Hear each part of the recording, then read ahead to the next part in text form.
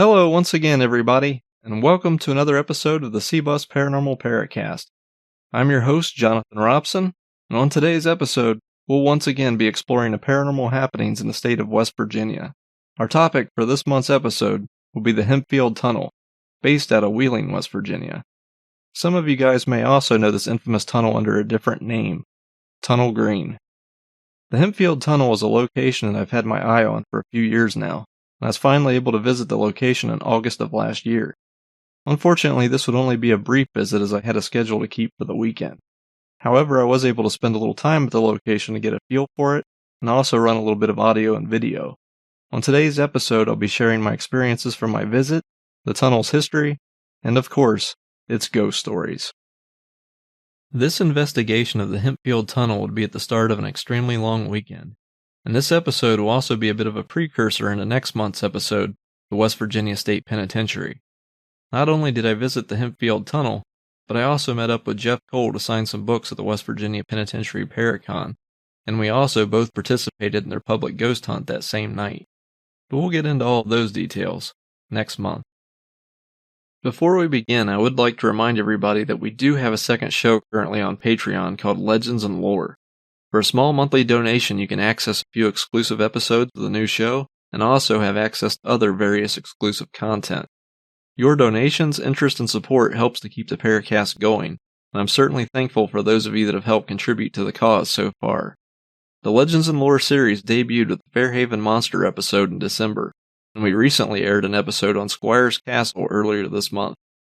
Our next episode, The Cedar Bog Monster, will be available on April 1st of 2023. For more information, visit our page at patreon.com/C-Bus Paranormal Paracast, or visit our Patreon link on cbusparanormal.com. With that being said, let's get to it and start exploring the ghostly legends of the Hempfield Tunnel.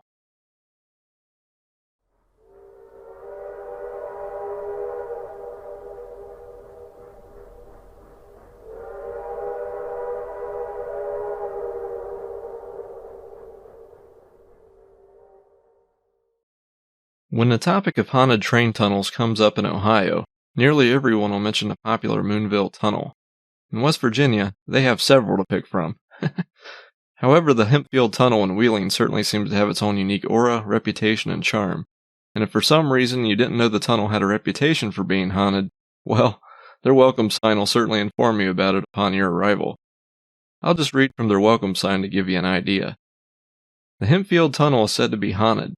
The Intelligencer in July 1869 stated that 3 ghost sightings were confirmed. In July 1874, New York journalists claimed to have seen an apparition in the tunnel. Ghosts have been seen hanging from the roof of the tunnel, and others swear they've seen a ghost floating above the tracks. Some blame the haunting on the fact that a graveyard was unearthed and reportedly robbed during construction of the tunnel. P.S. Welcome to Wheeling, West Virginia. Okay, I improv that last part. In 1810, the town of Wheeling was growing at a rapid rate, and there was a need for a new cemetery in the area. A local family deeded some of their land to the mayor in order for the town to designate a cemetery.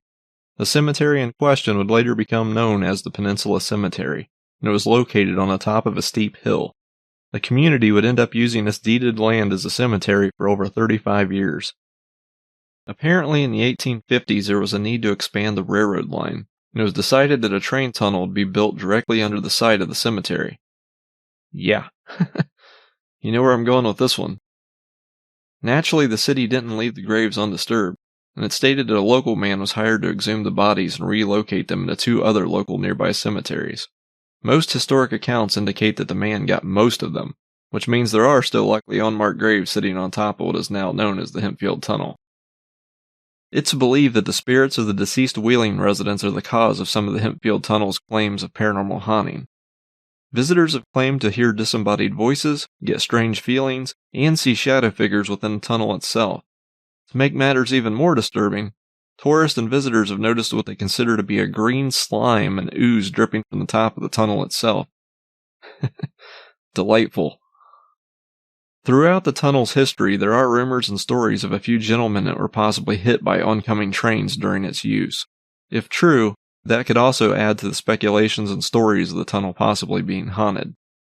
The Hempfield Tunnel was first built between 1850 to 1857 by the Hempfield Railroad Company for the purpose of connecting Wheeling to Greensburg, Pennsylvania by rail. A plaque in the tunnel also indicates it was rebuilt in 1904. 10 years after the tunnel was opened, a tragic event would further the local claims of an alleged haunting. On June 29, 1867, newspaper accounts indicate that a grisly murder by a German immigrant named Joseph Asili, who went by his alias John Schaefer, occurred at the tunnel. His victim, Alois Ulrich, was murdered with a hatchet before his body was dumped into a culvert near the northeast exit of the tunnel. Apparently, Asili also murdered 2 other men, was dubbed the Hatchet Slayer, and was the last person to be executed by hanging in Wood County. It's now believed that Ulrich, his victim, may now be one of the tunnel's infamous ghosts. The following article was from the Wheeling Daily Intelligencer, July 19, 1869. And be forewarned, it's a long one. The Hempfield Ghost, an appalling mystery, the tunnel haunted, the ghost of a murdered man appears. Since the last annual visit of the East Wheeling Spirit, no spooks have walked above ground in this vicinity for several years, and the minds of our citizens have begun to run an even tenor of their ways on this question, some even being so skeptical to doubt the very presence of spirits of dead men on this terrestrial ball. Frightful revelations of a party of eyewitnesses of the scene we're about to describe dispelled those dreams of security and caused many to quake and their guilty conscience to tremble. The witnesses themselves have been in such state of terror and dismay since the occurrence that it's been with great difficulty that we could gather the real facts in this case. Their rolling eyes and chattering teeth, their continuances giving evidence of the truth of their asseverations, but preventing a connected repetition of the events as they occurred. The disconnected sentences and the ejaculations of horror, which have been repeated as coming from their blanched and quivering lips, we feel convinced have been altered and exaggerated so that the accounts which prevailed yesterday in the city were totally incorrect. In fact, were garbled versions of the affair. Okay, we're gonna stop there. I'm sorry. If a metal band hasn't claimed the name The Ejaculations of Horror by now, someone should take it immediately.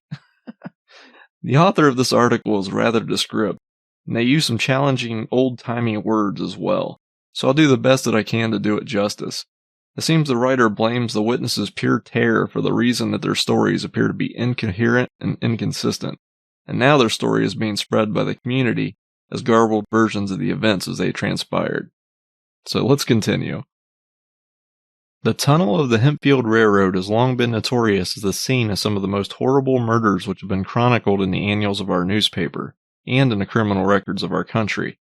Its situation is well known to most of our readers, but for the enlightenment of those who have not visited it, we will give a brief description which the new interest awakened by the events of Thursday will sanction. The tunnel enters a hillside at the distance of about 40 feet from the bridge over Wheeling Creek, behind the hill which forms the background to our thriving and prosperous city. It immediately enters a bed of rock and coal, which if the darkness occasioned by exclusion of the sun's rays were not sufficient to render it gloomy and dismal, would of itself have that effect. Its sides and ceiling are covered with dampness and moisture. Directly overhead is Peninsula Cemetery, so that the green and poisonous slime which oozes from the fissures and crevices of the overhanging rock, with but little effort of the imagination, may be attributed to the graves and coffins of the dead who lie motoring above. At the mouth of the tunnel is a sequestered spot known as Barry's Hole. Its name is sufficient as its records show to be a watery grave of many poor fellows. In the memory of many of our readers, the history of Schaefer, the bloodthirsty and brutal murderer who exploited his victims on the scaffold at Parkersburg, is still fresh. The slaughter of his victims took place in the tunnel is well known, and is supposed to have immediate reference to the appearance of the ghost last week. The murdered man entered the tunnel when he was attacked by Schaefer with a hatchet. Unarmed and inoffensive, the victim was dealt a ferocious blow on the temple. Holding his supplicating hands before his face, he received the second blow upon the arms and fingers. The deed having been accomplished, the victim was dragged and concealed in a culvert near the east mouth of the tunnel, where it was afterwards discovered. Other deeds of this kind are too well known to bear repetition, so that it's been an increasing wonder that the scene of so many horrible crimes has not been continually haunted by the spirits of the murdered men. The place is therefore a most fitting one for the scene that transpired on Tuesday. Alright, so let's summarize that last part. The writer mentioned some of the popular topics of haunting that are still mentioned today: the hatchet murder, the green oozing slime, the mention of a spot named Barry's Hole, which also appears to be a watery grave of note, and he tops it off by mentioning the tunnel and the surrounding area has seen many horrible crimes, but fails to add those gruesome details. Let's continue further. Thursday evening about 6 o'clock, a party of 4 men were proceeding through the tunnel on their way to the country beyond. Having spent the day in wheeling and imbibed the usual amount of fossil oil, they were rather hilarious than otherwise, though none of them were sufficiently under the influence of liquor to be unable to accurately perceive anything that transpired. The subject of reappearance of spirits after death had been mooted, but was scoffed and laughed at more in a tone of bravado than real conviction. The topic was still under consideration while they were in a tunnel, but no sooner had they reached the point where the light of the outer world becomes dim and obscure than the ominous silence fell upon all and every one of them. The darkness of the cavern had settled into an appalling gloom, but still they held their way. Soon groans and supplications for mercy fell upon their startled ears. The usual cavernous echo was dully apparent, as the tone of the voice was unnatural and spectral. The men stood transfixed with horror and fright. The atmosphere was close and stilling. All at once, issuing from a solid rock form which forms from the ceiling, directly over the spot where the murderer slaughtered his victim, a ghastly form appeared. All around, as we have said, was impenetrable darkness, but the spectre itself was clearly visible as in the noonday. It descended feet first until it reached a place about equal distance from the door in the ceiling of the tunnel, where it stopped and remained for a few seconds. Although covered with the slime and earth of the grave, the features of the ghastly spectre were distinctly visible, clad in the habiliments of the tomb. Its appearance was horrible in the extreme, with one arm extended and the bloody fingers of the hand hanging half severed from their stems. With the forefinger of the other hand, it pointed to a gaping wound in his temple. The wound seemed fresh, but the drops of blood seemed clotted and stood out in bold relief on the face of the ill-starred wretch. Without a movement of the lips, a voice apparently issued from the throat of the ghost, explained in a tone so unnatural as to be totally indescribable, "Let the dead rest." The horror-stricken witnesses of this appalling spectacle rushed from the scene. At the mouth of the tunnel they met other parties whose credulity was not sufficient to believe the story of the witnesses. They therefore obtained a lantern and returned to the same spot where the apparition was first seen. They were not long waiting when the spirit in the same place repeated the words he had used before, in, if possible, a more horrifying tone, and glided rapidly through the air toward the western mouth of the tunnel. The individuals thus made sure of the authenticity of the apparition were deprived of the power of speech for some hours, and even after the intervention of days, their fearful recollections are so vivid as to remember them almost afraid of speaking of the subject. So, long story short, 4 gentlemen who may or may not have been drunk believed they saw a ghost while walking through the dark tunnel. Unlike today, the tunnel wasn't lit, so any walks through it would have been extra intimidating and could have played on their imaginations a bit. What's interesting is that the ghost they saw seems to be that of the previously murdered Ulrich, by the detailed description of the ghost wounds. The same article goes on to describe a second, though undated, account of another man witnessing an apparition that appeared to play out the scene of Ulrich's murder. I'll continue from the same article. A second appearance. The persons who witnessed this appalling spectacle in the tunnel being men of respectable and truthful characters, their statement created a widespread and profound sensation in the eastern part of the city where they reside. This was intensified by the facts which were disclosed yesterday morning by a gentleman who lives a couple of miles east of the city, and which are related as follows. He was coming into the city afoot by the way of railroad. Late in the evening he was approaching the tunnel on the east and noticed a couple of persons walking about 100 yards ahead. He was a short distance this side of the schoolhouse, walking on the track and looking down to guard his steps, when he suddenly felt a strange shiver and sensation of horror, and looking up he saw a man standing a few yards ahead, directly above the stone culvert where Ulrich's body was hidden. His arms were held up above his head as if guarding against apprehended blows, and the blood was streaming down his face and neck. There was an awful stony glare in the eyes, which rooted the beholder to the ground. His first thought was that it was one of the men who had been walking ahead of him and assaulted the other. But before he had time to follow out the thought, he glanced past the horrid spectacle and saw the 2 men just about to pass into the tunnel. At that instant the man, spectre, or whatever it was, vanished and was nowhere to be seen. Utterly confounded, the frightened and horror-stricken beholder stood gazing at the vacant air, trying to comprehend what he had just seen. In a moment or two he had recovered sufficiently to think connectedly. He looked carefully around. Nothing whatsoever was to be seen, though it was still light enough to see objects with perfect distinctness. He says he thought at one moment of running forward and telling the men who were ahead of him, and asking if they had seen anything. But he reflected that of course the apparition was not there when they passed, and remembered that he had been looking forward over the very spot where it stood, in the alternations between looking ahead and down at the track. Besides, he felt for sure he'd be ridiculed and called a fool for his fright. He found it impossible, however, to go forward over the spot, and turning about, he returned home. Yesterday morning he came into the city by pike, and hearing of the appearance in a tunnel, told one or two of his friends in confidence what he had witnessed. He is an intelligent person and not given credulity, but expresses himself unable to explain the mystery. His account of the appearance of the apparition corresponds substantially with that of the murdered man Ulrich. Since these terrifying events have been made public, hints are thrown out that this is not the first blood-chilling sights that have been seen and strange sounds heard in and about the tunnel, generally about dark in the evening, but at least once in the middle of the day. Many dark rumors are afloat that don't seem to be worth repeating. We give the leading circumstances as they related to us, and leave our readers to judge for themselves of their probability. Alright, so that's the end of the novel. Newspaper clipping from 1867. These first-hand accounts are extremely interesting, and were one of the reasons why I was drawn into covering this case and episode. This tunnel has been rumored to have been haunted for over 155 years now. That in its own right is truly fascinating. Is it true? Is the spirit of Alois Ulrich still haunting the location of his murder?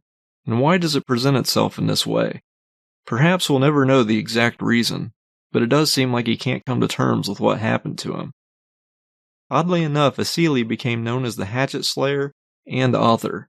Before his execution, he wrote a book, The Life and Times of Joseph Asili, alias John Schaefer, Parkersburg murderer, published for the benefit of his wife and child. This book would describe his murder spree and himself in great detail. That being said, it's time for a short commercial break. Once I return, we'll conclude this month's discussion on the Hempfield Tunnel.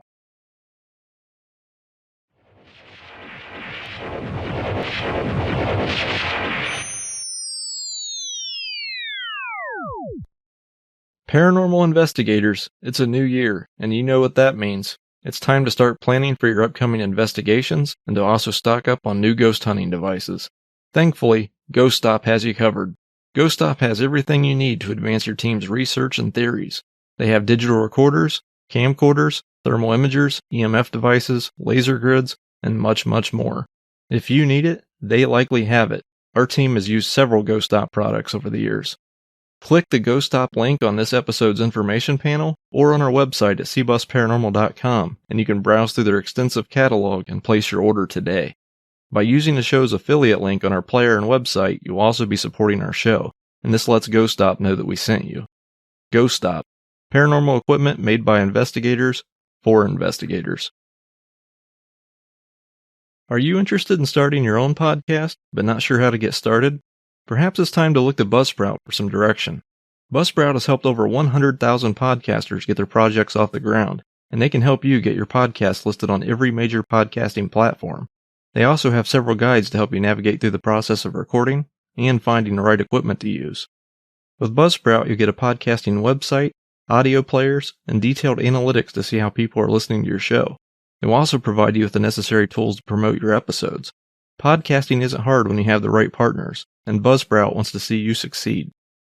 Click our Buzzsprout affiliate link on this media player's information panel to start your journey into podcasting. It lets Buzzsprout know that we sent you, and you'll receive a $20 credit if you sign up for one of their paid hosting plans after your second paid invoice. Buzzsprout, let's create something great, together. Welcome back. My investigation into the Hempfield Tunnel actually started long before I visited the location. The first thing I did was hit the newspaper archives to see what I could find, and to see if any of the stories being passed around had any truth to them. In the process, I was able to find an article mentioning the removal of graves at the old Peninsula Cemetery, so this does check out with the stories that have been told. There were also several mentions of Ulrich and his murder. but I wasn't able to find any information of individuals being hit by a train at the tunnel itself. These events still may have happened, however. Keep in mind that some of the old newspaper articles weren't as accurate or detailed as with some of today's crimes and events. And well, some of them have been lost to history. So it is possible and highly probable.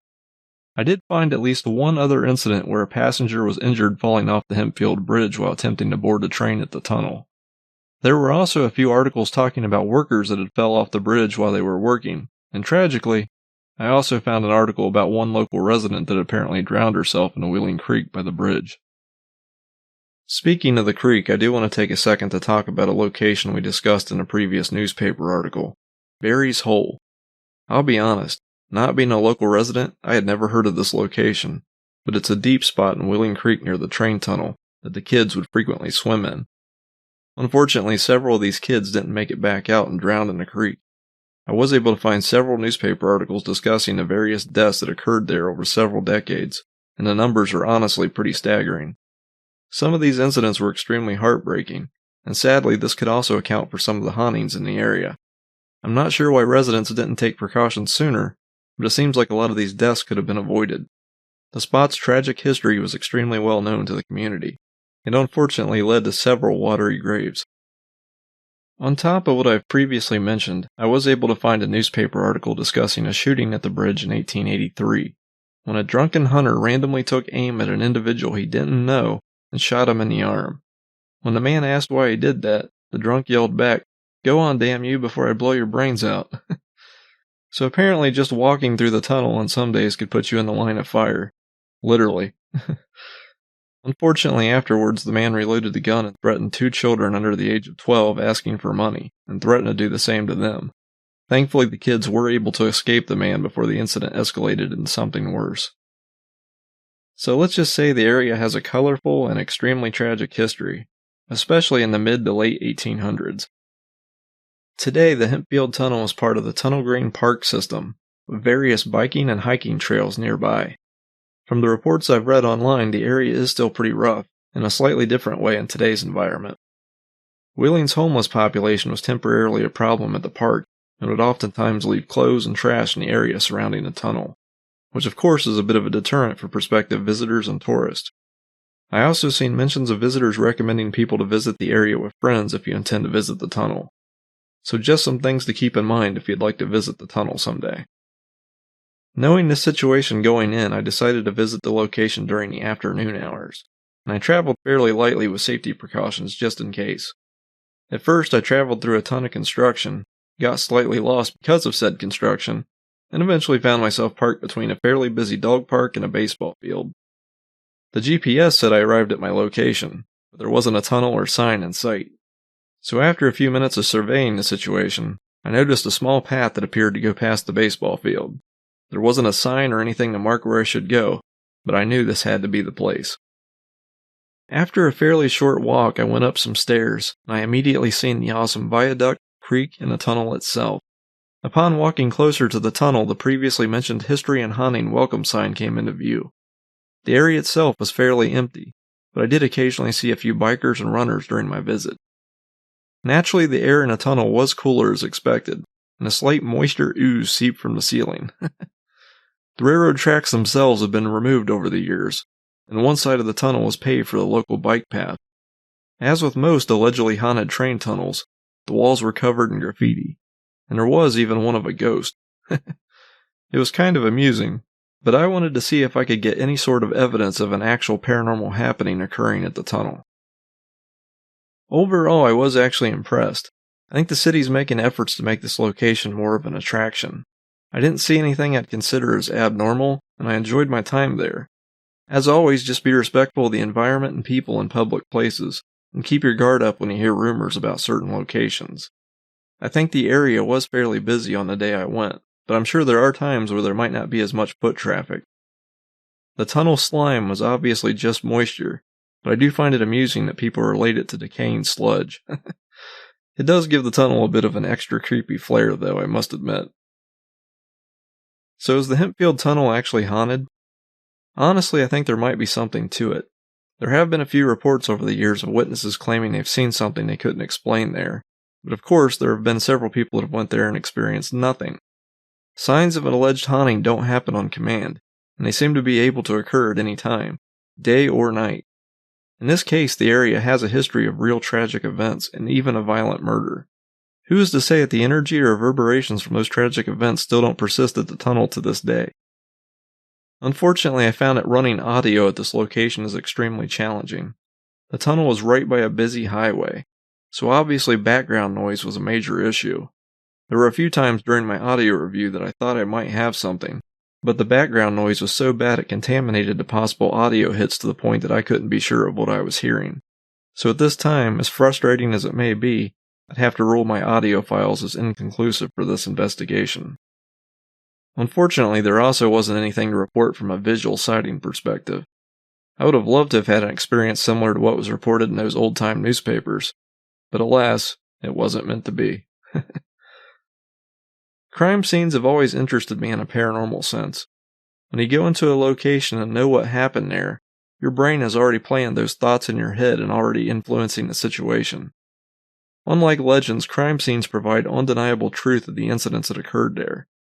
I try to remain calm and ask my questions respectfully, hoping to get a possible response from Ulrich. I wouldn't doubt that there is still something lurking in this area, but I want to spend more time at the location to make a full determination for myself. At this time, I still consider this case a work in progress, and I hope to return sometime at a later date to follow up and give it another go.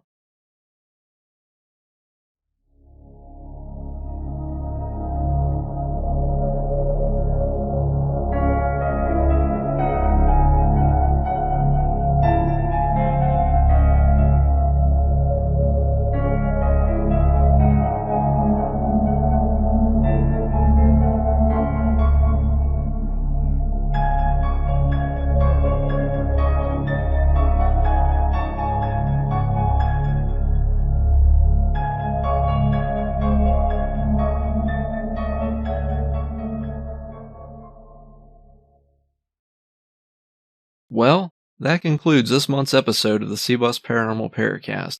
I hope that all of you enjoyed learning the haunting history of the Hempfield Tunnel. As I previously mentioned, next month's episode will be on the West Virginia State Penitentiary, so I'll be taking time to discuss the penitentiary's paracon, public investigation, and also some other shenanigans we were able to get into while we were in Moundsville.